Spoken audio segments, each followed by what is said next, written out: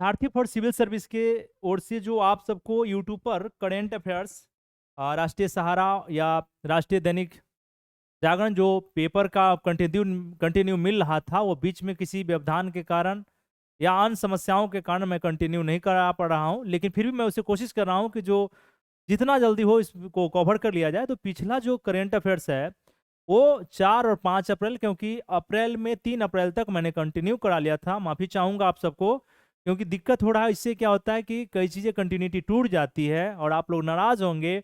उम्मीद करेंगे कि सारथी for civil service Mukherjee Nagar की टीम से आप नाराज़ नहीं होंगे। हो सकता है कई बार परिस्थितियाँ प्रतिकूल रहती है, तो आपको पॉजिटिव डायमेंशन में सोचना है।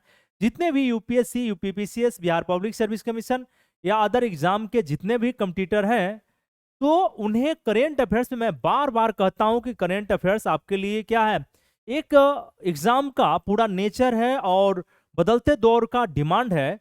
तो जो बदलते दौर का डिमांड है तो उसे पूरा करना चाहिए, ठीक है। तो 4 तारीख और 5 तारीख में हम सीखेंगे कि कौन कौन से करेंट अफेयर्स 4 अप्रैल और 5 अप्रैल में कौन से ऐसे करेंट अफेयर्स थे जिनका उपयोग आपके लिए इंटरव्यू, मेंस, पीटी तीनों दृष्टिकोण से उपयोगी हो जाता है।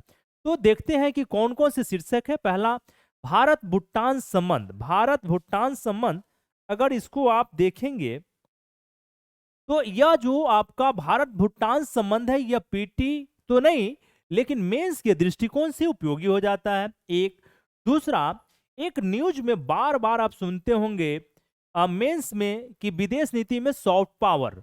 तो what is soft power? Soft power क्या है, कैसे समझते हैं हम लोग विदेश नीति को? यह मेंस इंटरव्यू के दृष्टिकोण से आपके लिए उपयोगी हो जाता है। तीसरा, भारत चीन सीमा विवाद अभी तक लगातार जारी है और आपको दिखाई पड़ा होगा कि रक्षा मंत्री जो हम लोग अभी एससीओ के बैठक में जब बात हुई थी तो क्या हुआ कि डायरेक्ट आप देखे होंगे कि उनको रखा गया था, लेकिन कहा गया कि जब तक विवाद का समाधान नहीं हो जाता है तब तक मैं आगे किसी मुद्दे पे बात करने में सक्षम नहीं है। तो यह पेच फंसा हुआ है भारत चाइना को लेकर और सीमा विवाद। यह विवाद हो सकता है कि आने वाला समय में संघर्ष के रूप में तब्दील हो जाए, जो काफी विश्व के लिए प्रतिकूल हो सकता है। तो यह भी आपके मेंस के लिए उपयोगी हो जाता है। अगला अगला जो हमारा अ, अगला जो आप देखेंगे कि 5 अप्रैल में जो शीर्षक है, कौन कौन से शीर्षक है जो करेंट अफेयर्स आपको जानना चाहिए। तो आप देखे होंगे पहला अनुच्छेद उसमें लिखा था अनुच्छेद 355। तो आपको पता ही है कि अनुच्छेद 355 राष्ट्रीय आपात से जुड़ा हुआ, यानी कि संविधान का भाग 18 से लेकर आप भाग 18 में देखेंगे और अनुच्छेद 352 से 360 के जो बीच वाला एरिया है उसी में 355 आया। तो इसका मतलब है कि 355 भी आपके एग्जाम के लिए उपयोगी हो जाता है। एक ये। दूसरा, फिर हमने कहा भारत चीन सीमा विवाद। तो भारत चीन सीमा विवाद तो चलिए रहा है मेंस के दृष्टिकोण से, पीटी के दृष्टिकोण से पूछ दिया जाए, वनडे एग्जाम के दृष्टिकोण से या फिर यूपीपीसीएस के दृष्टिकोण से कि हाल ही में चाइना ने कितने अरुणाचल के कितने क्षेत्रों को अपने चीनी भाषा या तिब्बती भाषा में नामाकरण किया है। तो यह डाटा पूछा जा सकता है, छोटा सा डाटा था, वह मेंस में भी लाइन उपयोगी हो जाएगा। तो यह अब हमने कहा कि भारत भूटान के नरेश भारत आए हुए हैं। तो जब भारत आए हैं तो वो प्राइम मिनिस्टर साहब से मिले, तो प्राइम मिनिस्टर साहब ने कौन सा मुद्दा उठाने का काम किया? तो भारत और भूटान को भी समझने का काम करें कि बीच में मनमुटाव या विवाद का कौन सा इशू आ गया था। यह तीसरा, सिक्किम में हिमस्खलन, यह भी आपको जानना चाहिए। और हिमस्खलन या किसी भी भौगोलिक क्षेत्र पे बार बार प्राकृतिक आपदाएं आ रही है या आ रही है, तो इसका मतलब है कि हमें विकास तो करना है लेकिन प्रकृति को बगैर छेड़छाड़ किए हुए। यह भी एक और न्यूज था, बिहार विधान परिषद चुनाव। बिहार विधान परिषद, तो इसमें सबसे कौन सी लार्जेस्ट पार्टी बनी है 75 सीटों में? यह भी क्वेश्चन आपसे बिहार के एग्जाम में पूछे जाएंगे, यह भी आपके लिए उपयोगी हो जाता है। एक और जो था आपदा प्रतिरोध बुनियादी ढांचा सम्मेलन। आपदा प्रतिरोध बुनियादी ढांचा सम्मेलन, यह भी आपके लिए एग्जाम के दृष्टिकोण से उपयोगी है। न्याय व्यवस्था और भारत, इसका मतलब है कि न्याय सिस्टम, न्यायपालिका मतलब न्याय जो सक्रिय न्याय दिलाने में कौन सा राज्य अव्वल है। तो पूछ दिया जाए कि कौन सा राज्य अव्वल है, तो आपको बताना है कि वह कर्नाटक राज्य है जो न्याय दिलाने में अपने लोगों को सबसे अव्वल पोजीशन में है। तो यहां से लाइन आप कोट कर सकते हैं एसए के दृष्टिकोण से, यह भी उपयोगी है। ऊर्जा आत्मनिर्भरता, यह भी आपके मेंस के लिए काफी उपयोगी चैप्टर हो जाता है। एक और न्यूज था एमएसएमई क्रेडिट गारंटी योजना, यह भी उपयोगी हो जाता है। मध्य प्रदेश और उत्तर प्रदेश का जीडीपी बेहतर स्थिति में आ गया है, तो यह भी आपके लिए उपयोगी हो जाता है। और विश्व बैंक और भारत का विकास दर, विश्व बैंक और भारत का विकास दर, इसको भी हम लोग देखने का काम करेंगे। एक और न्यूज था जीआई टैग। जीआई टैग तो आपको लद्दाखी पश्मीना को जीआई टैग मिला है, तो यह भी न्यूज आपको स्टेट पीसीएस में वनडे एग्जाम में काफी उपयोगी हो जाता है। एक और न्यूज था सबसे अमीर व्यक्ति, विश्व स्तर पर सबसे अमीर व्यक्ति, भारत के स्तर पर और एशिया महादेश में सबसे अमीर व्यक्ति, तो यह न्यूज आपके लिए उपयोगी हो जाता है। एक वेरी वेरी इंपॉर्टेंट जो पूछना ही पूछना है, यह पूछना ही पूछना है कि नाटो में 31वां देश कौन शामिल हुआ है। नाटो की स्थापना आपको पता ही होगा कि 1949 में हुआ था। उस समय 12 देश थे, 12 देश बढ़ते बढ़ते आपको 31वां देश फिनलैंड हुआ है। तो फिनलैंड, तो देखेंगे कि फिनलैंड को समझने का काम करेंगे, नाटो क्या है, क्यों गठित हुआ और वह कौन कौन सा धीरे धीरे कैसे सदस्य संख्या बढ़ते चला गया। तो फिनलैंड को देखेंगे 31वां सदस्य देश बना है। और 30वां साउथ मैसिडोनिया था, तो यह भी आपको दिखाई पड़ा, 30वां को भी देख लेंगे। एक और न्यूज था बिहार के समाचार पत्रों में, उषा विद्यार्थी ने मोदी से रिलेटेड, मोदी राष्ट्रवाद के से समाजवाद की तरफ मोदी, तो यह जो पुस्तक लिखा गया है विश्वनाथ आर्लेकर महोदय जो हमारे वहां के गवर्नर साहब हैं, उन्होंने क्या किया है कि इस पुस्तक का विमोचन किया है, तो यह भी पूछा जा सकता है और आपके एग्जाम के दृष्टिकोण से उपयोगी हो जाता है। एक है संजीता चानू। संजीता चानू क्या की है कि डोप टेस्ट में फेल हो गई है बाडा, इससे उन पर प्रतिबंध लगा हुआ है, तो यह भी न्यूज आपके लिए क्या हो जाता है, ये उपयोगी हो जाता है। हम लोग बढ़ते हैं 4 तारीख के न्यूज में, 4 अप्रैल के न्यूज को देखते हैं, आगे बढ़ते चलते हैं कि क्या है 4 अप्रैल का। भारत भूटान संबंध देखा जाए, भारत भूटान संबंध मैं यहां ही समझा दूंगा, लेकिन आगे भी जो मुद्दा है, तो यहां पहले क्वेश्चन देखते हैं, आगे वाला चैप्टर में देखेंगे। भारत भूटान मेंस में भारत भूटान संबंध में हाल ही में तनाव देखा गया है, इसके कारणों तथा भूटान का भारत के लिए महत्व का परीक्षण करें। यह आपके मेंस के दृष्टिकोण से हमने क्वेश्चन बनाया और उम्मीद करूंगा कि आप क्वेश्चन पर नजर डालेंगे तो आसानी से इसको समझ सकते हैं और आपके लिए मेंस के लिए काफी उपयोगी हो जाता है, क्योंकि आप जैसे ही आप आईआर वाला पेज पर जाएंगे, सॉरी जीएस वाला पेज में यूपीएससी में, तो क्लियर लिखा है उस भारत और उसके पड़ोसी देश, तो भूटान भी हमारे लिए काफी उपयोगी हो जाता है। डोकलाम विवाद आपको पता ही होगा कि काफी मुद्दा बना हुआ था, इसी मुद्दा को लेकर विवाद बढ़ा है, तो यह एक मेंस के लिए। फिर आया मेंस के लिए ही कि विदेश नीति में सॉफ्ट पावर की क्या भूमिका होती है, यह भी जानेंगे कि सॉफ्ट पावर क्या होता है। अब हम लोग देखते हैं, एक और क्वेश्चन था मेंस में, भारत चीन सीमा विवाद के कारणों तथा इस विवाद से दोनों देश पर पड़ने वाले प्रभावों का इफेक्ट का आलोचनात्मक परीक्षण करे। क्या करे? आलोचनात्मक परीक्षण करे। आलोचनात्मक परीक्षण करने का कह रहा है कि भारत और चाइना के बीच जो सीमा विवाद है उसका प्रभाव पड़ेगा, उसका आलोचनात्मक परीक्षण करिए। अब एक न्यूज, पहले न्यूज को हम लोग उठाते हैं। पहले सॉफ्ट पावर क्या है, हमारा पहला जो न्यूज है कि सॉफ्ट पावर, आपको सीधा कोई पूछ दे कि सॉफ्ट पावर क्या होता है तो आपको जवाब देना है खुशीपूर्वक अच्छे तरीके से कि जो भारत के बाहर जो विदेश में रह रहे हैं वही लोग विदेश नीति में सॉफ्ट पावर का निर्माण करते हैं। कुछ आपको समझ में आ गया? पहला कि वह भारतीय जो भारत के बाहर यानी विदेशों में रह रहे हैं, वह लोग अपने कार्यशैली से क्या करते हैं कि वहां की सरकार पर अप्रत्यक्ष रूप से दबाव बनाते हैं। वही पावर जो हमारे भारत के लोग हैं, भारत के विदेशों में काम कर रहे हैं, वह हमारे लिए क्या होते हैं कि सॉफ्ट पावर हो जाते हैं। यह न्यूज इसलिए आया कि विदेश मामले का संसदीय समिति ने इसको मुद्दा को उठाया है कि वो हमारे लिए भारत के जो विदेश नीति के निर्धारण के तत्वों में सॉफ्ट पावर भी काम कर रहा है। विदेश नीति को एक दिशा देने में सॉफ्ट पावर यह समिति कह रही है, हम नहीं कर रहे हैं। भारत के विदेश मामले के संसदीय समिति के द्वारा कहा गया है, तो ये आपको जानना चाहिए। यह था, इसी से रिलेटेड सॉफ्ट पावर को हमने कहा है कि यह क्या होता है कि सांस्कृतिक कूटनीति को बढ़ावा दे रहा है। यह सॉफ्ट पावर सांस्कृतिक कूटनीति को बढ़ावा दे रहा है, ठीक है।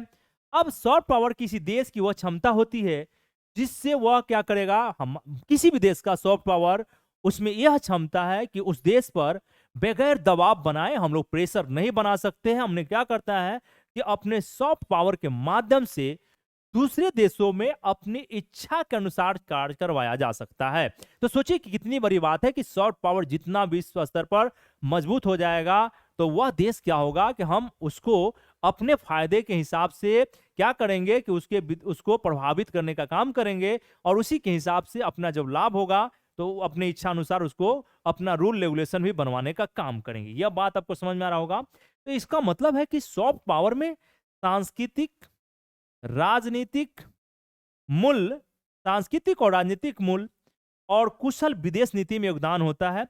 तो कुशल विदेश नीति के लिए सॉफ्ट पावर भी काफी उपयोगी साबित हो जाता है। आप इसके माध्यम से अपने अनुरूप विदेश नीति तय करवा सकते हैं। तो यह आपके लिए काफी उपयोगी था, यह जानना आपको चाहिए था। अब अनुच्छेद 355 क्या है? भारत के संविधान लिखने वाले लोग थे, भारत के अभिभावक गार्जियन जब संविधान लिखा तो आपको पता होगा कि भारतीय संविधान अपना जो चोला है या उसका बनावट है, आपको ऐसा दिखाई पड़ेगा, इस तरीके से तैयार किया गया कि वह एकाकी हो जाता है, यह संघ की तरफ झुक जाता है। यह मेंस का पॉइंट है। तो कहां आपको दिखाई पड़ रहा है? तो इसमें अनुच्छेद 355, तो यह क्या है?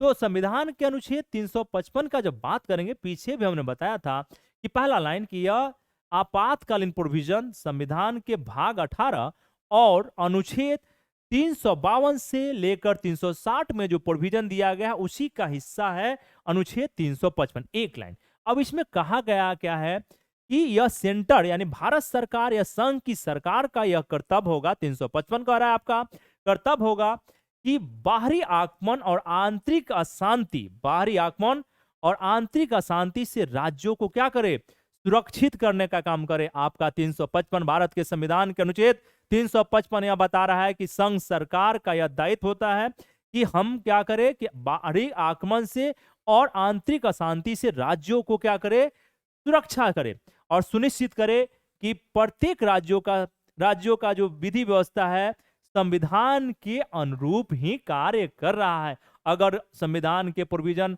या अनुरूप काम नहीं करता है तो आपको पता है 356 का सहारा लेते हुए राज्यपाल क्या करते हैं, युवा संस्तुति भेजते हैं राष्ट्र संघ के पास, और राष्ट्रपति महोदय क्या करते हैं कि राष्ट्रपति शासन लागू करने का काम करते हैं। तो यह आपको जानना चाहिए, जो आपके लिए उपयोगी था, यह आपके लिए काफी उपयोगी। अब आया चीन ने अरुणाचल के क्षेत्रों का नाम बदला है। तो देखिए यह आपको यहां से इस डायमेंशन में हो सकता है कि पूछा जाए, तो क्यों ना हम इसको थोड़ा सा याद कर ले या देख ले। देखना है कि 2023 में एक अरुणाचल के 11 स्थानों का नाम बदला, एक फिर आपको दिखाई पड़ा 2021 में 15 स्थानों का नाम बदल दिया। बात समझ आ रहा होगा कितना बदमाशी है, और इसके मिजाज को हमेशा ठंडा करना पड़ेगा, और ठंडा तब होगा या इसको कंट्रोल तब किया जा सकता है जब हम सभी भारतवासी एक साथ भारत को मजबूत करने के लिए ईमानदारी पूर्वक काम करते रहे, रात दिन एड़ी चोटी लगाए कि किसी तरीके से अपने देश को नुकसान नहीं पहुंचाए। और क्योंकि जब हम मजबूत होंगे अच्छे डायमेंशन में, तब क्या होगा कि हमारा भारत मजबूत होगा और चाइना को हम लोग कभी भी पटकन दे सकते हैं, कोई दिक्कत नहीं है। क्योंकि बार बार वो धमकी देखता था, या देख रहे होंगे न्यूज में कि वह अभी भी सोचता है कि जैसे भारत को 1962 में मैंने अचानक हमला किया भारत पे और असम के क्षेत्रों में घुस गया, घुसने के बाद हमारे सैनिकों का नुकसान पहुंचाने का काम किया। लेकिन आप जानते हैं कि भारत के वीर सपूत हंसते हंसते बलिदान होने वाले होते हैं, वो कभी हार मानने वाले नहीं होते हैं। लेकिन वर्तमान भारत सरकार का हमेशा स्टेटमेंट आता है कि चाइना यह भूल जाए कि 1962 का भारत है, ये आज का भारत है। आप मानते होंगे। तो समृद्ध और सशक्त भारत हमारे हाथ में है, हम लोग जैसा चाहेंगे वैसा भारत का निर्माण हो सकता है। 2017 में क्या किया था कि 6 स्थानों का नाम बदल दिया। तो आपसे पूछा जा सकता है स्टेट एग्जाम में कि हाल ही में कि अरुणाचल के कितने स्थानों का नाम बदला है। तो आपको याद रखना है कि पहला 23 में 11, अगर 21 तक जाएगा तो 15, बस इतना ध्यान रखना है। बात समझ में आ रहा होगा। फिर हमने इसी से डाटा दिया है कि मई 2020 में इसने क्या किया कि पूर्वी लद्दाख में, आपको पता चला होगा कि पूर्वी लद्दाख के क्षेत्रों में घुसपैठ करने का काम किया था, और जिससे दोनों देशों के बीच क्या होता है, एलएसी के बाद क्या होगा, आप फिंगर फिंगर 8 फिंगर का नाम सुने होंगे, घुसपैठ से तनाव बढ़ा था। इसी समय फिर आपको हमने एक और डाटा दिया है, 15 जून 2020 का गलवान घाटी में संघर्ष। गलवान घाटी में उसने अचानक हमारे सैनिकों पर हमला कर दिया, लेकिन मैं बार बार कह रहा हूं कि भारत के सैनिक मानने वाले हैं कहाँ, वैसे वैसे लोगों को अच्छे से इलाज करना जानते हैं। तो 15 जून 2020, यह भी डाटा आपको याद रखना चाहिए यहाँ पे। इसके बाद एक जो न्यूज है, एक न्यूज है हमारा, वह न्यूज है सिक्किम में हिमस्खलन। सिक्किम में हिमस्खलन, तो हिमस्खलन होने से काफी नुकसान हुआ है। यहाँ एक डाटा आया था नाथुला दर्रा, नाथुला दर्रा। तो आपसे पूछा जा सकता है कि नाथुला दर्रा कहाँ, एक तो पहला बताना है कि भाई ये सिक्किम में है, और यह समुद्र से जो इसकी ऊंचाई है 14,450 मीटर, 14,450 मीटर, और यह अंतर्राष्ट्रीय सीमा पर स्थित है। कहाँ है, अंतर्राष्ट्रीय सीमा पर स्थित है। यही जाएंगे और आपको तो दिखाई पड़ेगा सिक्किम में। यह सिक्किम जो है चाइना से लगने वाला एकमात्र आपको इस एरिया में आपको दिखाई पड़ेगा, चाइना से लगने वाला आपका ये क्षेत्र है।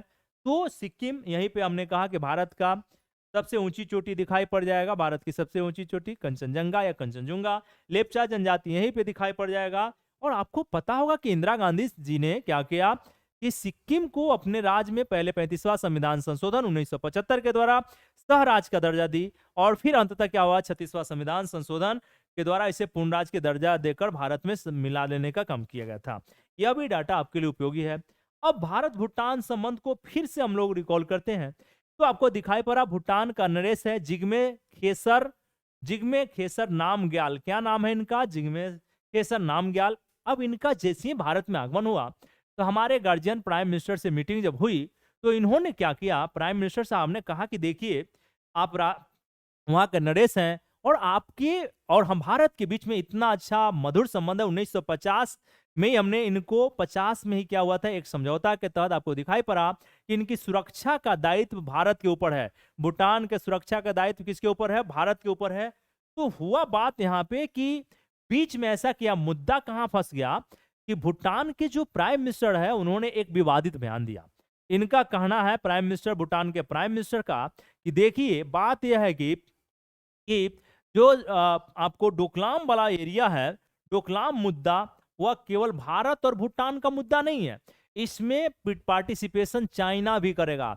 इसको लेकर भारत, आपको चिकन नेक, आपको पता है सिल्लीगुड़ी कॉरिडोर का चर्चा करेंगे हम लोग आगे, और उससे क्या होगा कि किसी तरीके से डोकलाम तक, डोकलाम के पास अगर भारत ये मतलब चाइना पहुंचता है, तो धीरे धीरे क्या होगा कि वह कोशिश करेगा कि हमारा जो सिल्लीगुड़ी कॉरिडोर है या चिकन नेक है, वहां तक वह आपको 60 किलोमीटर लंबा और 20 किलोमीटर के चौड़ाई में दिखाई पड़ेगा चिकन नेक। और यह क्या है कि अगर यही मात्र चिकन नेक है जो आपको 7 सिस्टर स्टेट से जोड़ने का काम करता है, तो उस पर नजर आपको चाइना बनाए हुए है। तो इसलिए विवाद हुआ। विवाद जब हुआ तो उन्होंने माना इसका सॉल्यूशन हम लोग बैठ के कर लेंगे। और इसमें आपको और चीज दिखाई पड़ेगा कि भारत क्या है कि कई मुद्दे पे भूटान को मदद कर रहा है आर्थिक दृष्टिकोण से। पंचवर्षीय योजना के लिए, पंचवर्षीय योजना के लिए आप देखो भूटान के पंचवर्षीय योजना पे मदद कर रहा है। यहाँ पे कोकराझार से गोल्फू तक रेल लिंक के निर्माण के लिए मदद कर रहा है। एक क्वेश्चन बन सकता है, जयगांव, याद रखिएगा, जयगांव के पास पहला इंटीग्रेटेड चेक पोस्ट बनाया जाएगा, यह क्वेश्चन हो सकता है। भारत इनको पंचवर्षीय योजना, देखिए भूटान बना हुआ पंचवर्षीय योजना में मदद करने का काम कर रहा है। तो यह भूटान को आपको इस डायमेंशन में याद रखने की आवश्यकता है। एक और डाटा बिहार से रिलेटेड हमने यहाँ पे लिंक किया है या बताने का काम किया है, वह पुस्तक से रिलेटेड है। और पुस्तक में क्या है कि बिहार के राज्यपाल विश्वनाथ आर्लेकर महोदय ने क्या किया, डॉक्टर उषा विद्यार्थी द्वारा लिखित पुस्तक राष्ट्र नायक नरेंद्र मोदी, राष्ट्रवाद से समाजवाद की ओर। देखिए यह पुस्तक अगर पूछ दिया जाए बिहार के बच्चों, बिहार के जितने भी विद्यार्थी भाई बने हैं, तो उनको इस पर ध्यान रखना चाहिए। जो स्टेट कमीशन या अदर एग्जाम देने के लिए, दरोगा हो, अदर एग्जाम हो, कोई भी करंट आपको मदद करेगा। अगर राष्ट्र नायक नरेंद्र मोदी, राष्ट्रवाद से समाजवाद की ओर अगर पुस्तक पूछ दिया जाए कि किसका पुस्तक है, तो लिखा गया है डॉक्टर उषा विद्यार्थी की तरफ एक। इसका विमोचन किसने किया है? तो आपको बताना है कि माननीय गवर्नर साहब विश्वनाथ आर्लेकर महोदय के द्वारा किया गया है। तो यह आपको याद रखने की आवश्यकता है।